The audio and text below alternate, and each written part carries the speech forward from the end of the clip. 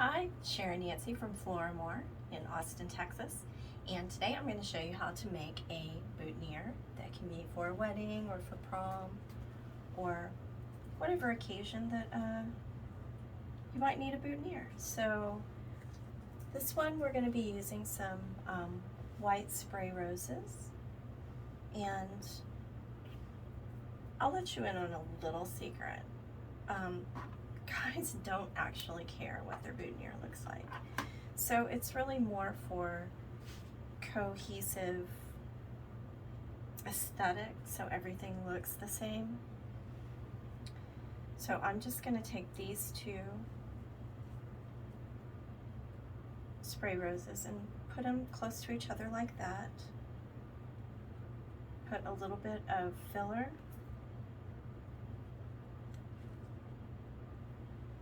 Leaf. Let's see.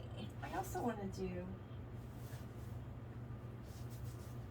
you may see that I'm using some flowers that I already had here on the side because I use a lot of the broken flowers for boutonnieres.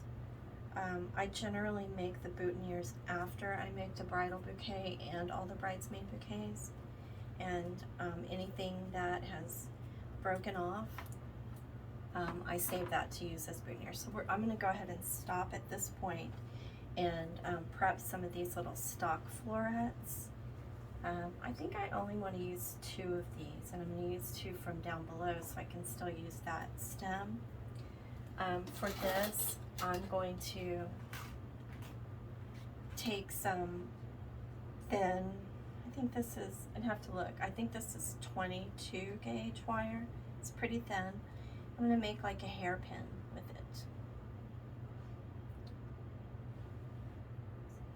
it. And I'm going to find the center of the stalk and stick it straight down.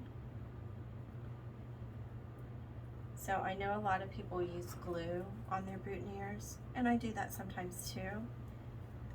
I just find that I get a lot more control and directionality out of wire, and it hardly takes any time at all to get it going.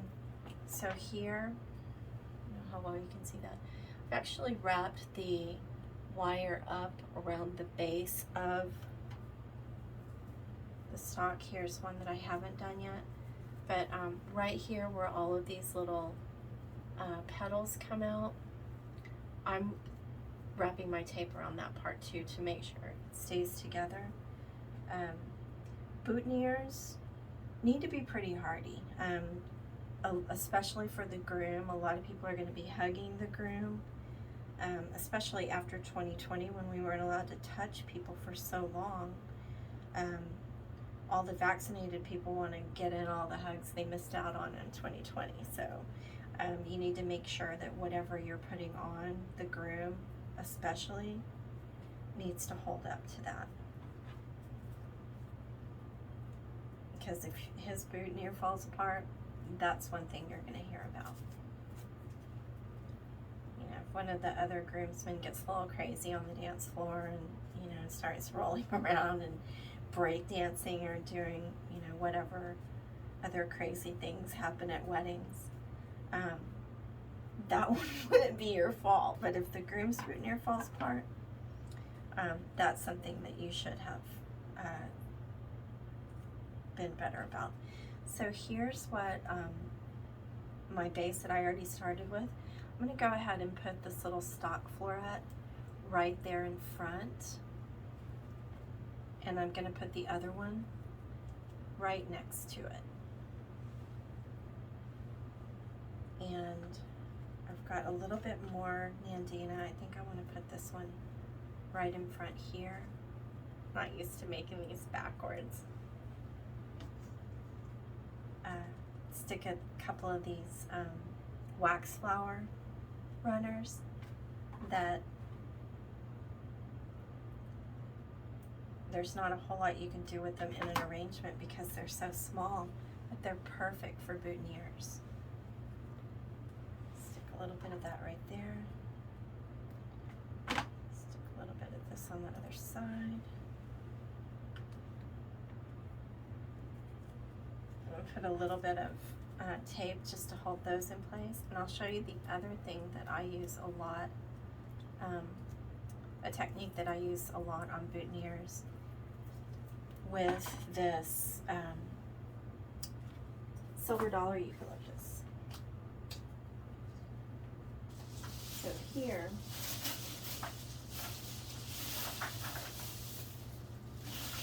I try to maximize my profit for everything. So a lot of these lower ones that I'm going to be taking off anyway, I'll take them off to use for boutonnieres. This one looks like it's been in the water, so I don't know how well it's going to hold up. I might throw it on the table and see how it looks when it dries out. But I never take the leaves from the top part. I always take them from down here.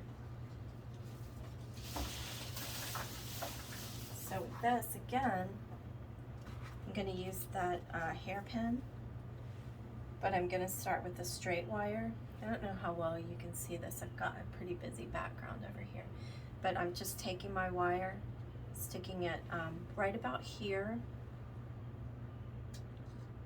and then I'm turning it into a hairpin once it's already in the leaf. And when I'm doing all of the boutonnieres together, this is the groom's boutonniere, so it's the only one, but if I've got, you know, 14 boutonnieres to make, I'll go ahead and wire and tape all of the leaves that I need, and I'll have them sitting together in a row so that when I'm ready to start the boutonniere, it's exactly the same as I do with the bridesmaid bouquets, sort of an assembly line, and that's one of the ways, I should say, that I'm able to go so fast to get my weddings finished. So just put a little bit of tape on this to finish the look, and I'm not worried about completely wrapping these because I'm gonna wrap the whole stem at the end. So it doesn't matter if they're wrapped all the way down because it might be getting cut off anyway.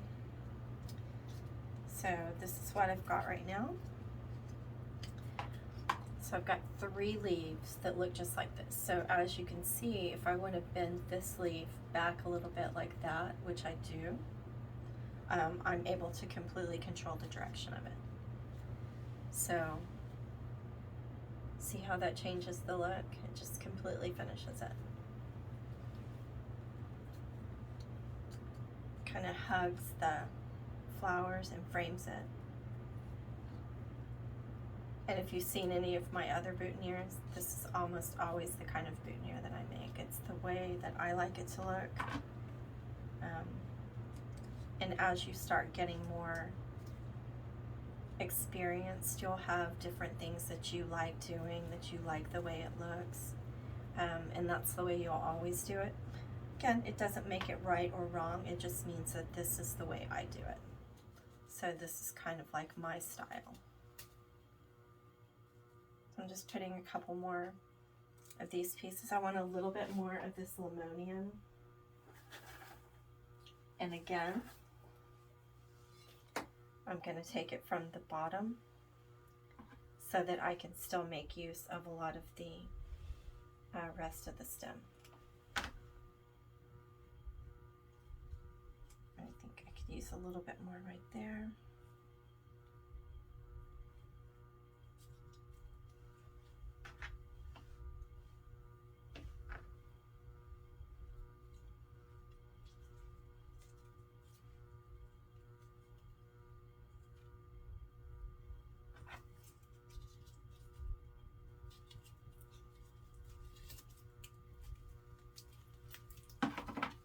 And since I've been making most of this backwards, I'm going to go ahead and turn it around toward me and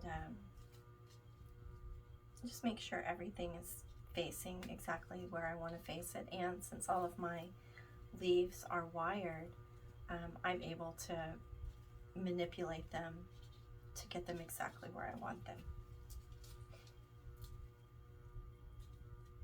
So I'm trying to do it backwards again. It's kind of hard.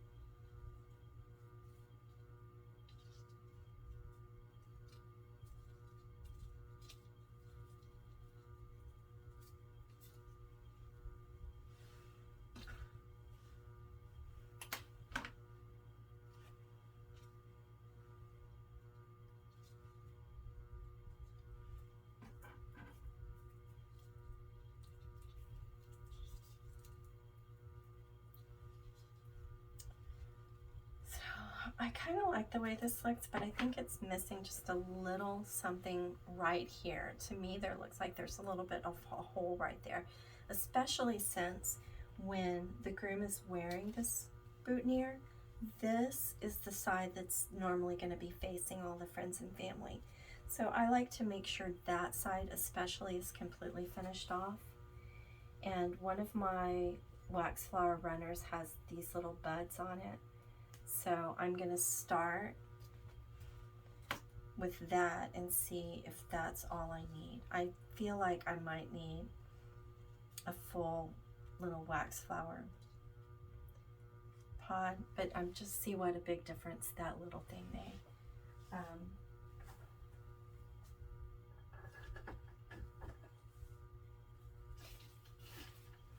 Put these out and get this from the bottom down here that might not otherwise be used. And let's see. Oh yeah, that makes all the difference.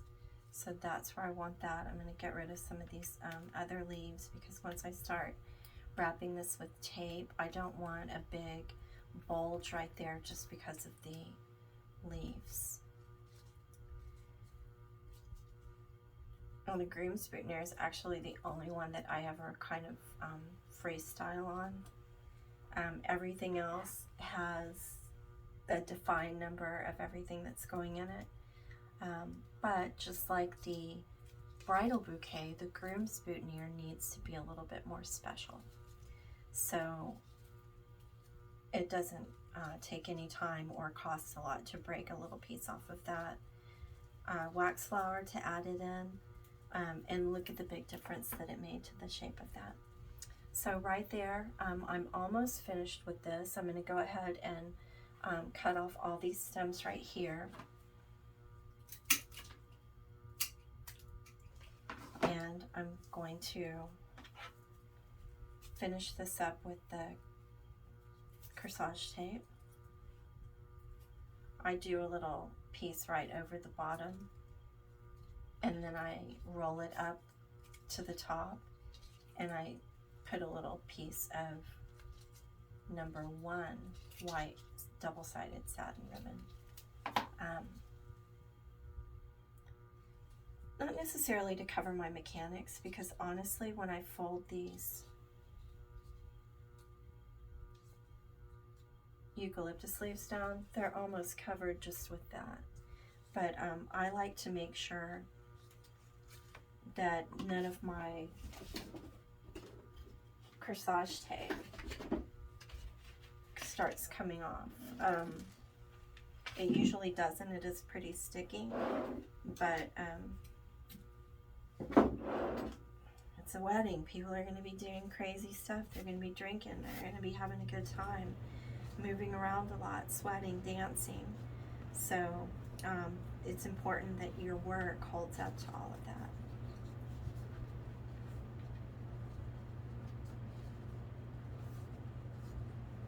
So I just tie a little bow with this ribbon, a very small bow, and sometimes I don't really think it needs it on this one because of the way those eucalyptus leaves are facing, but sometimes I'll put a little pin on the bow, so that's what it looks like without the pin. But just to match the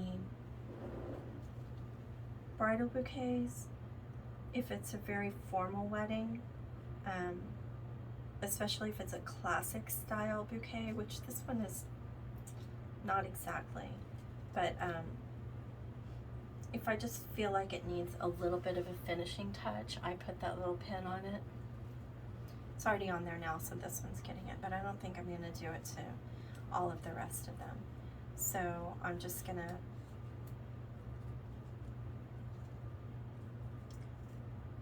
play around with these. Actually, I don't really need to do much. I think that's finished. That's all I need to do. So as easy as that. That's all you need to do to make a bouquet. I finish all of my bouquets with 2 pins, so when I'm putting the boutonniere on, from the back side, I put 1 down that way. This is easier to do on the groom than it is on yourself.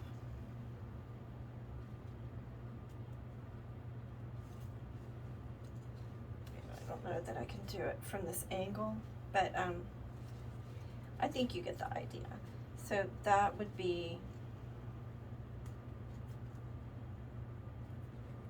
yeah, I just bent the pin, but just like that, 2 pins crossed will keep the boutonniere from moving around. So no matter how crazy you get, whatever you do, it's not going to move and it's not going to break. So that's all you need to know about making a boutonniere.